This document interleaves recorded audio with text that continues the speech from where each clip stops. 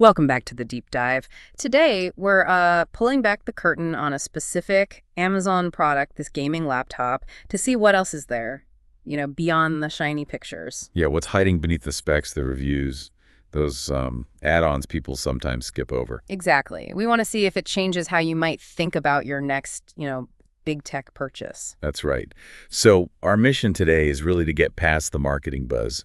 We're focusing on the ASUS ROG Strix G16 gaming laptop. Model G614JV AS74, right, straight off Amazon. Yep, that's the one. We're going to peel back its core tech, look at what real users are saying, the good and the quirky from literally thousands of reviews. And really dig into things like protection plans, too. See what they actually mean for your wallet and peace of mind. It's all about giving you the full picture so you feel properly informed before you hit that buy button. Okay, so now we've kind of set the scene. Let's actually get under the hood of this G16. What's it packing? All right, so price-wise, if you're looking at a new one, it was listed at $1,449. That was from a seller called Hot Deal Express. And they had that classic only one left in stock thing going. Creates a bit of pressure, doesn't it? Yeah, definitely. But there was also a used good option from Amazon Resale for $1,233.42. Always good to see those choices, especially when it saves you a couple $100. Definitely. So spec-wise, this thing is pretty loaded. Okay, lay it on us. You've got a 13th gen Intel Core i7, the 13650HX processor. It boosts up to 4.9 gigahertz. Pretty speedy. Yeah. And graphics, that's key for gaming. Absolutely. It's running an NVIDIA GeForce RTX 4060 laptop GPU. And importantly, it's rated at a 140W max TGP. TGP, total graphics power, right? Basically how much power it can pull. Exactly. More power generally means better performance from that GPU. It also has 8 gigs of dedicated graphics RAM. Okay, solid. Memory and storage. 16 GB of DDR5 RAM, that's the faster stuff, at 4800 megahertz, and a 1 TB PCIe Gen 4 SSD. So fast storage too. Should make loading times nice and quick. Hopefully. It comes with Windows 11 Home, standard Wi-Fi 6E, Bluetooth, all the usual connectivity. Gotcha. Now, you mentioned something about the screen size earlier. Yes. Advertised as a 16-inch screen. And this is where it gets interesting later when we hit the reviews. The physical dimensions reported by some users are more like 13.94 by 0.89 by 10.39 inches. Huh. That doesn't quite sound like a typical 16-inch laptop footprint. And the weight. Listed around 5.51 pounds. Yeah. So yeah, that screen size thing, we'll definitely circle back to that. It's a bit of a puzzle. Interesting discrepancy. Okay, so specs aside, what does all this tech actually mean for someone using it?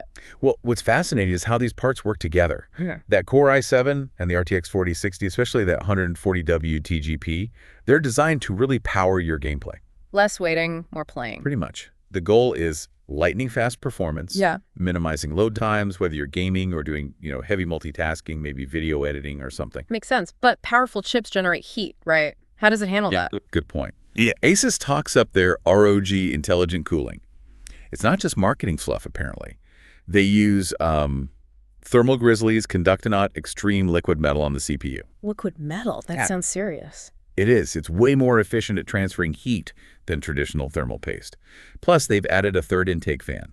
The whole system is geared towards sustaining performance over long gaming sessions. So less chance of it slowing down halfway through a match because it's overheating. That's the idea. Yeah. Avoiding that thermal throttling is crucial for gamers. Okay. And the screen itself, beyond the size question. Right. It's an FHD panel, so 1920 by 1080 resolution, but with a 165 hertz refresh rate. Oh, nice. So super smooth motion. Exactly. Plus 100% RGB color coverage and Pantone validation.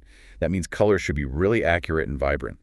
Good for gaming, but also for creative work. So a premium visual experience, basically. That's what they're aiming for. And it has a MUX switch with Advanced Optimus. Okay, what does that do? It lets the laptop intelligently switch between the powerful NVIDIA GPU for gaming and the processor's integrated graphics for less demanding tasks, like browsing. Helps balance performance and battery life. Smart. Any other notable bits? Well, the design definitely screams gamer.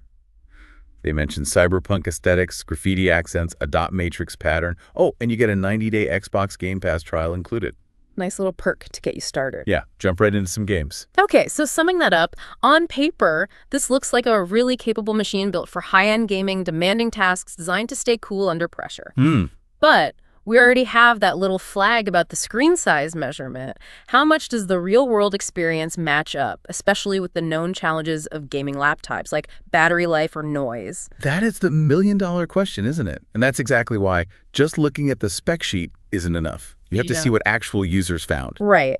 And as we always say here, the real story, the interesting bits, often come from the people using it day in, day out. So let's get into those reviews. Overall sentiment seems pretty positive, right? 4.4 out of 5 stars is solid. Yeah, from over 2,000 global ratings. That's quite good. Yeah. And the listing mentioned 1K plus bought in past month, so it's clearly selling well. Lots of people taking the plunge. So what are the highlights from those reviews? Amazon often has that AI summary now. It does, yeah. And digging into that and the reviews themselves, you see clear themes. Positively, people really praise the functionality and speed. Lots of comments like, games run smoothly at highest settings, or hitting smooth 100 FPS. That backs up the specs then. It seems to. Someone even mentioned it handled VR well with few issues, which is definitely demanding for a laptop. Wow, okay. And here's a great little anecdote. One user said downloading all 50 Sims 4-packs took less than an hour. Their old computer, 2 days. Okay, that's a massive difference, like night and day. Totally. It really highlights the jump in performance people are seeing. It's often called an excellent laptop for both gaming and general use, good even for beginners. What about the build? Gaming laptops can sometimes feel a bit plasticky. Apparently not this one so much. Users mentioned premium materials and solid construction. One review I saw called it surprisingly sturdy. Sturdy enough for. Get this. Survive the usual bumps and drops back and forth to middle school daily. Wow. Okay, so it can take a beating. That's impressive. Backpack proof. Seems like it. And the display gets praised too. Buttery smooth visuals, sharp colors, amazing appearance. That 165 Hz refresh rate probably helps there. Sounds good. And value. It's not cheap, but does it seem as worth it? Generally, yes. Many feel the value is 100% worth the money, considering the performance you get for that a roughly $1,400, $1,500 price tag. Okay, that's a lot of positives, but it can't all be perfect. Where do the complaints surface? What are the downsides people mention? Right, the reality check. Battery life is a big one and seems really inconsistent in the feedback. How so? Some say it's decent, others flat out say it only lasts about an hour. That's not great for portability. An hour. Yikes. Yeah.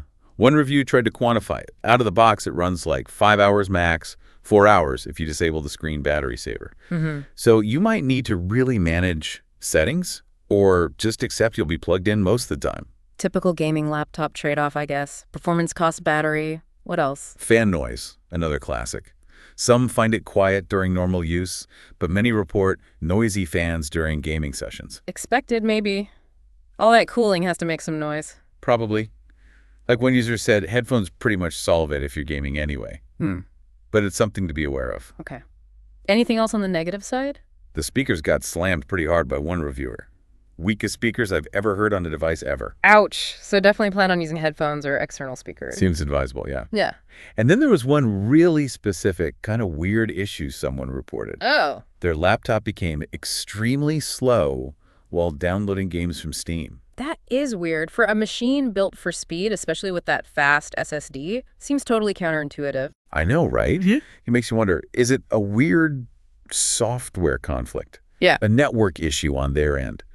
Hard to say if it's widespread or just a one-off glitch. Yeah, an anomaly. Definitely stands out from the general praise about speed. It really does. It could be something specific to their setup, maybe driver issues, or like you said, network bottlenecks. Right. Not necessarily the laptop's fault, but still frustrating for that user. Absolutely.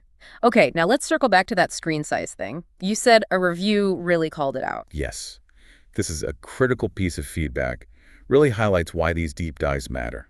A reviewer named Sinsin titled their review very clearly, not 16 inches. Straight to the point. What did they find? They actually measured it. Said the laptop itself is about 13.5 inches wide, with the active screen area being only about 13 inches. 13 inches. When it's sold as 16, that's a significant difference. Huge. Sinsin called it false advertising and was understandably upset, especially because they use a Cintiq tablet and the screen size directly impacts their workflow. I can see why. You buy based on specs, especially something as fundamental as screen size. Exactly. And interestingly, Sinson mentioned having a similar issue with an Acer laptop, advertised as 17 inches being closer to 15, so maybe it's a broader issue with how these things get listed sometimes. Maybe how they measure, diagonally including bezel versus active screen. Still feels misleading if the usable space is that much smaller. It really does. It throws buyer expectations way off. And just as a fun side note from that same review, Yeah. Sinson mentioned the startup sound. The logo sound is a bit of a jump scare when turning on the laptop, though. It's the sound of two blades. Uh-huh. Okay, you definitely don't get that detail on the product page. A bit of unexpected auditory flair. Right. Adds character, I suppose. Uh-huh. But that screen size issue, it's not minor. It really shows how crucial user reviews are for verifying the ground truth versus the marketing. It absolutely does. That one review could save someone a lot of hassle and disappointment if screen real estate is critical for them. It really makes you question how much faith to put in listed specs alone. Precisely. It pushes you to cross-reference, to dig deeper.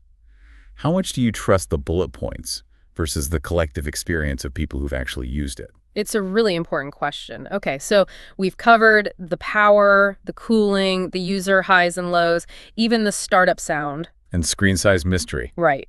But buying an expensive piece of tech like this isn't just about the unboxing. What about protecting that investment long term? Let's talk about those protection plans. Yes, definitely worth considering, especially for a portable, high-performance device like a gaming laptop that might see some action or accidental drops, like that middle schoolers. Huh, exactly.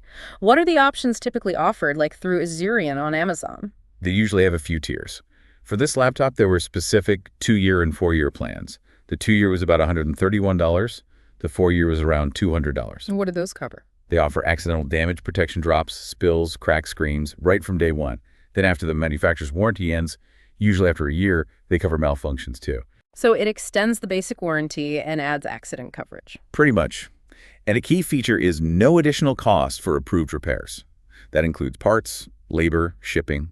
You also get 224/7 tech support access. What happens if they can't fix it? They'll either replace the laptop or issue an Amazon e-gift card for the original purchase price. But you usually have to buy the plan with the laptop or very soon after, like within 30 days. Okay, that seems pretty comprehensive for the device itself. Any other types of plans? Yeah, there's also Asurion's Complete Protect plan.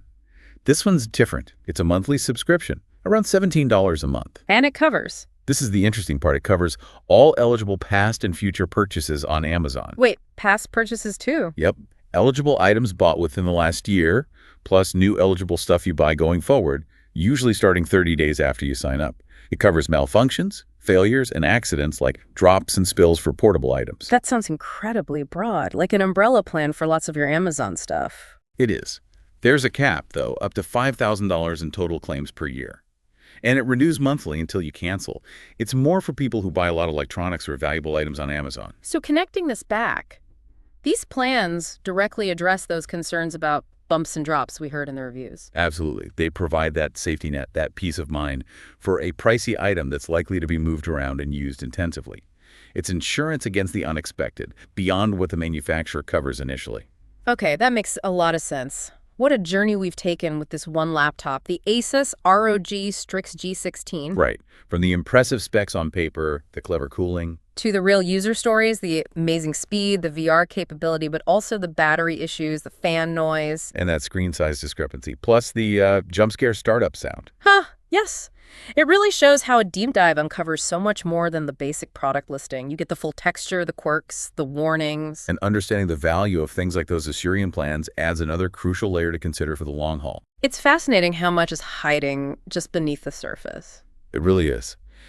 And it kind of leads to a bigger thought, doesn't it, for you listening? Yeah. Given everything we've unpacked just for this one product, the layers of specs, reviews, real-world issues, protection options, how does this change what it means to be truly well-informed before you buy something significant online? That's a great question. Does it make you want to dig deeper next time? Go beyond the star rating and the bullet points? Maybe look for those specific, telling details in reviews, or think more critically about long-term protection. How might this level of scrutiny change your own approach? Definitely something to think about. Well, thank you for joining us on this particular deep dive. Always interesting to see what you find. Keep exploring, keep questioning, and we'll catch you on the next one.